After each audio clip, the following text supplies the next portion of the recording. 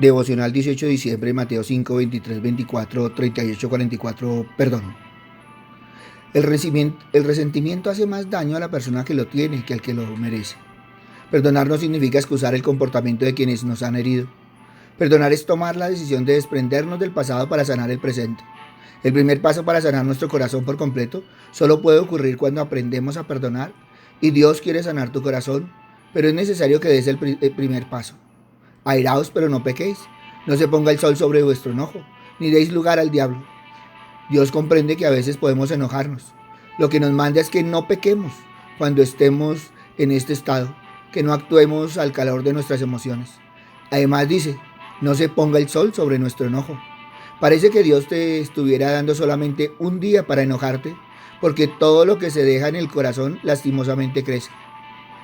Mirad bien, no sea que alguno deje de alcanzar la gracia de Dios, que brotando alguna raíz de amargura os estorbe y por ella muchos sean contaminados. Todo lo que se deja en el corazón no se queda del mismo tamaño, va creciendo como una semilla plantada. Un simple enojo puede convertirse el día de mañana en un profundo odio, en una planta profundamente cimentada llamada amargura. Y esto sería un estorbo para nosotros como cristianos y como hijos de Dios. Por tanto, si traes tu ofrenda al altar y allí te acuerdas de que tu hermano tiene algo contra ti, deja allí tu ofrenda delante del altar y anda, reconcíliate primero con tu hermano y entonces ven y presenta tu ofrenda. Si estás enojado con alguien y aún no lo has podido perdonar, debes entender que esto es un obstáculo entre Dios y tú.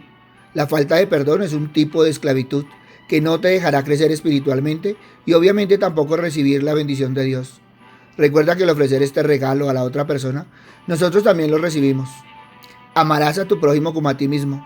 Deja el pasado en el pasado. Las relaciones humanas son complicadas. En algún momento de la vida podremos comprobar que aunque seamos amistosos y procuremos el bienestar de los demás, es probable que surja un conflicto que nos haga enemistarnos, incluso con quienes más amamos. La instrucción es clara. Hay que resolver el conflicto con la ayuda del Señor, perdonar como lo haría el Señor y reconciliarnos. Una vez, una profesora le pidió a cada uno de sus estudiantes que llevara una bolsa de plástico transparente y un saco de papas. Por cada persona que no quisieras perdonar durante su vida, debían elegir una papa, identificándola con el nombre de esa persona y la fecha y echarla en la bolsa plástica. Algunas de esas bolsas llegaron a ser bastante pesadas. Entonces les pidió que llevaran consigo esa bolsa a todas partes durante una semana, poniéndola al lado de sus camas a la hora de dormir, en el asiento del auto cuando estuvieran guiando y al lado de sus escritorios en sus trabajos. La molestia de arrastrar esta bolsa con ellos a todos lados le mostró claramente el tremendo peso espiritual que llevaban a cuestas, sobre todo porque tenían que estar pendientes de ello todo el tiempo, para que no se les olvidara y lo dejaran en lugares que les hicieran pasar una vergüenza. Naturalmente, la condición de las papas se deterioró hasta que se volvieron putrefactas y malolientes. Esto a su vez hizo que fuera desagradable tenerlas cerca. Al poco tiempo los estudiantes se dieron cuenta de que deshacerse de las papas era más importante que estar cargando con ellas. A menudo pensamos que el perdón es un regalo que le hacemos a la otra persona. Claramente, el perdón es en realidad un regalo para nosotros mismos. Nos enojamos con la familia y siempre tenemos la razón. Nos enojamos con el vecino y el vecino siempre es el culpable. Nos enojamos con el compañero de trabajo, pero siempre tenemos la razón. Nos enojamos con los hermanos de la iglesia y adivina, siempre somos nosotros los que tenemos la razón. Creo que debemos comenzar a preguntarnos, ¿en realidad siempre tengo la razón? ¿Qué habría pasado si mi actitud hubiese sido diferente? ¿Qué hubiese hecho Jesús en mi lugar? ¿Cuál habría sido su actitud? Ante una sociedad llena de odios, rencores, riñas, luchas, pleitos de egoísmos, de venganza, el carácter del cristiano debe ser de cortesía, de bondad, de consideración, de ternura para con los demás. El primer impulso en nuestra sociedad es la venganza, el desquite, devolver con la misma moneda, la ley del tailón, ojo por ojo y diente por diente. Jesús es categórico, no le resistas al que te hace algún daño. ¿Cómo reaccionamos nosotros frente a una agresión? ¿Le pegamos el doble o entregamos la otra mejilla? ¿Cómo reaccionamos nosotros cuando alguien reclama algo? ¿Llamamos a un abogado o le damos lo que pretende? ¿Cómo reaccionamos nosotros cuando alguien nos exige hacer algo? ¿Lo mandamos a freír espárragos o respondemos con alegría? ¿Cómo reaccionamos nosotros cuando alguien nos pide un favor? ¿No tengo tiempo? ¿O tratamos de ayudarlo? Y si nos pide algo prestado, le decimos que no, cómprate.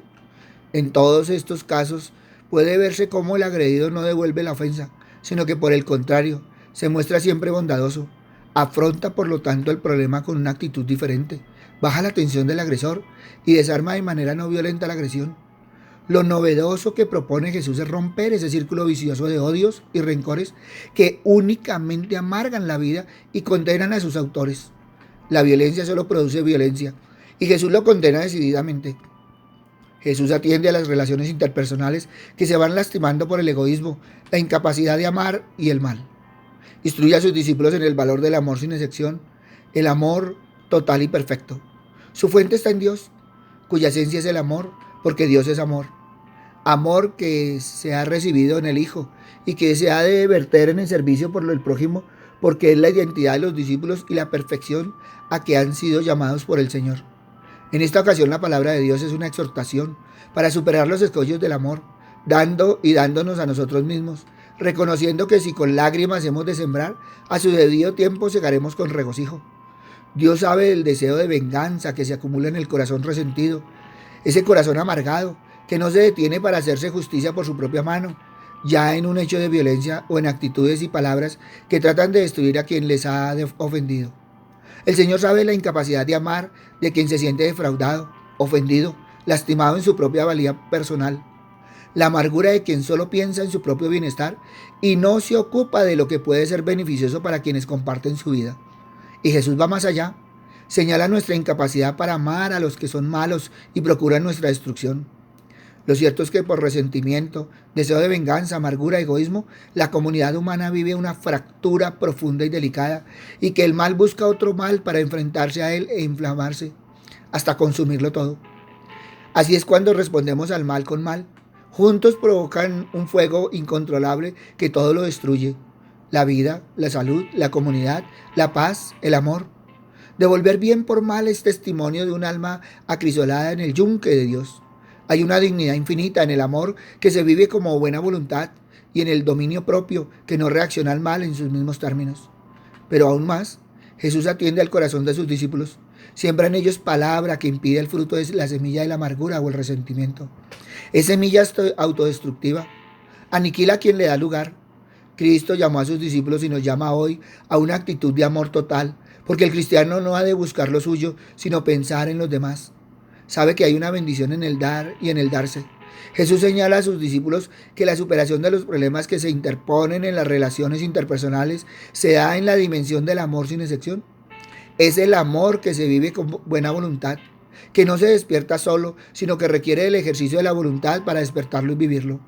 Amar a los enemigos es dar lugar a la voluntad de buscar su bien y hacerlo. Se testifica con hechos, palabras e interacciones. El amor cristiano es la renuncia a la justicia propia o a la venganza para interrumpir el curso de la violencia, de la destrucción, de la ofuscación.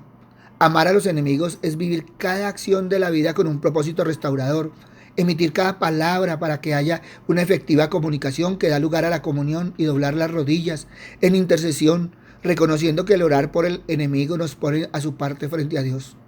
Nadie puede orar por su enemigo si no ha dado el paso del odio al amor, del resentimiento a la buena voluntad. Y esto es posible porque el Hijo de Dios vive en nuestra naturaleza, de la que brota una nueva vida.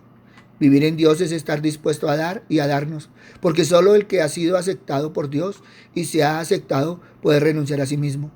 El amor dado y mandado por Jesús es de la mente y de la voluntad, es decir, una decisión.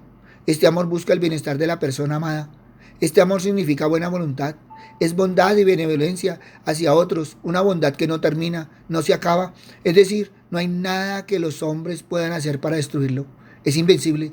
Con esta actitud, esta buena voluntad invisible e invencible, no es difícil obedecer los mandamientos de Jesús, que para los hombres carnales parece imposible y absurdos. Debemos amar a los que no merecen nuestro amor, debemos amar a los que no son amables, porque es lo que Dios hace. No es amor de sentimiento, sino de acción, de conducta, como expresión de un espíritu bueno y compasivo. Él es benigno para con los ingratos y malos. Debemos bendecir al enemigo, como lo hizo Jesús, No debemos usar lenguaje abusivo, sino más bien palabras de cortesía, amistad y amabilidad. El habla nuestra no debe ser controlada por las malas circunstancias causadas por el enemigo, sino por Dios. El amor es sufrido, es benigno, el amor no tiene envidia, el amor no es jactancioso, no se envanece, no se hace nada indebido, no busca lo suyo y no se irrita, no guarda rencor, no se goza de la injusticia, mas se goza de la verdad. Todo lo sufre, todo lo cree, todo lo espera, todo lo soporta. El amor hasta hace bien. El verdadero amor no se ve en palabras, sino en hechos. Perdonar es el modo seguro de acabar con la amargura y los resentimientos. Nuestro Señor Jesucristo oró por sus enemigos, aun cuando moría por ellos en la cruz. Esteban lo imitó. Pablo demostró el mismo espíritu. ¿Y tú? La llamada al amor es siempre atractiva. Seguramente muchos acogían con agrado la llamada de Jesús a amar a Dios y al prójimo. Era la mejor síntesis de la ley. Pero lo que no podían imaginarse es que un día les hablara de amar a los enemigos. Sin embargo, Jesús lo hizo. Sin respaldo alguno de la tradición bíblica, distanciándose de los salmos de venganza que alimentaban la oración de su pueblo, enfrentándose al clima general que respiraba en su entorno de odio hacia los enemigos, proclamó con claridad absoluta su llamada. Yo en cambio os digo, amad a vuestros enemigos y orad por los que os persiguen. Su lenguaje es escandaloso y sorprendente, pero totalmente coherente con su experiencia de Dios. El Padre no es violento, ama incluso a sus enemigos, no busca la destrucción de nadie. Su grandeza no consiste en vengarse, sino en amar incondicionalmente a todos. Quien se sienta hijo de ese Dios no ha de introducir en el mundo odio ni destrucción de nadie. El amor al enemigo no es una enseñanza secundaria de Jesús dirigida a personas llamadas a una perfección heroica. Su llamada quiere introducir en la historia una actitud nueva ante el enemigo, porque quiere eliminar en el mundo el odio y la violencia destructora. Quien se parezca a Dios no alimentará el odio contra nadie, buscará el bien de todos, incluso el de sus enemigos. Cuando Jesús habla de amor al enemigo, no está pidiendo que alimentemos en nosotros sentimientos de afecto, simpatía o cariño hacia quien nos hace mal. El enemigo sigue siendo alguien del que podemos esperar daño y difícilmente puede cambiar los sentimientos de nuestro corazón. Amar al enemigo significa, antes que nada, no hacerle mal, no buscar ni desear hacerle daño. No hemos de extrañarnos si no sentimos amor o afecto hacia él. Es natural que nos sintamos heridos o humillados. Nos hemos de preocupar cuando seguimos alimentando odio y sed de venganza. Pero no se trata solo de no hacerle daño. Podemos dar más pasos hasta estar incluso dispuestos a hacerle el bien si lo encontramos necesitado. No hemos de olvidar que somos más humanos cuando perdonamos que cuando nos vengamos. Podemos incluso devolver bien por mal. El perdón sincero al enemigo no es fácil. En algunas circunstancias a la persona se le puede hacer prácticamente imposible liberarse enseguida del rechazo, el odio o la sed de venganza. No hemos de juzgar a nadie desde fuera. Solo Dios nos comprende y perdona de manera incondicional, incluso cuando no somos capaces de perdonar. Superemos los escollos del amor.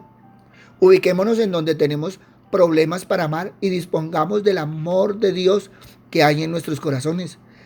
Para al decirnos, amémonos no de palabra, sino de hecho y de verdad.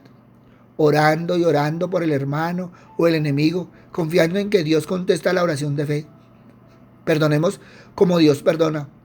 Amémonos como Dios ama, sin olvidar que los que siembran con lágrimas con regocijo segarán. ¿Quieres acompañar a Jesús en esta siembra de amor? Entonces, evalúa el perdón. Papito Dios, hoy te damos gracias, Padre misericordioso, porque una y otra vez, Señor Padre amado, nos exhorta, Señor Padre misericordioso, a caminar diferente, a andar de la mano de tu Hijo, a andar guiados por el Espíritu Santo. Gracias, Padre bueno. A ti, Padre misericordioso, porque cada día, Señor, nos enseñas más y más a un corazón, Señor, que muchas veces tiene dolor, que muchas veces se haría, que muchas veces quiere tantas cosas, que tiene tantas cosas en su mente, pero que debe aprender a vivir el amor. Padre bueno, te alabamos, te bendecimos y te glorificamos, Señor Padre Santo, en el nombre de Cristo Jesús, para gloria y alabanza tuya. Amén y amén. Buenos días para todos, les habló el pastor Walter Bernal de la Iglesia Su Gloria en mi Bogotá. Un abrazo, muchas bendiciones y evalúa el perdón en tu corazón. Si esta palabra tocó tu corazón, compártela. Si necesitas palabra, ve a nuestro canal en YouTube, Su Gloria en mi Bogotá. Escucha la palabra y si sientes, compártela. Buen día.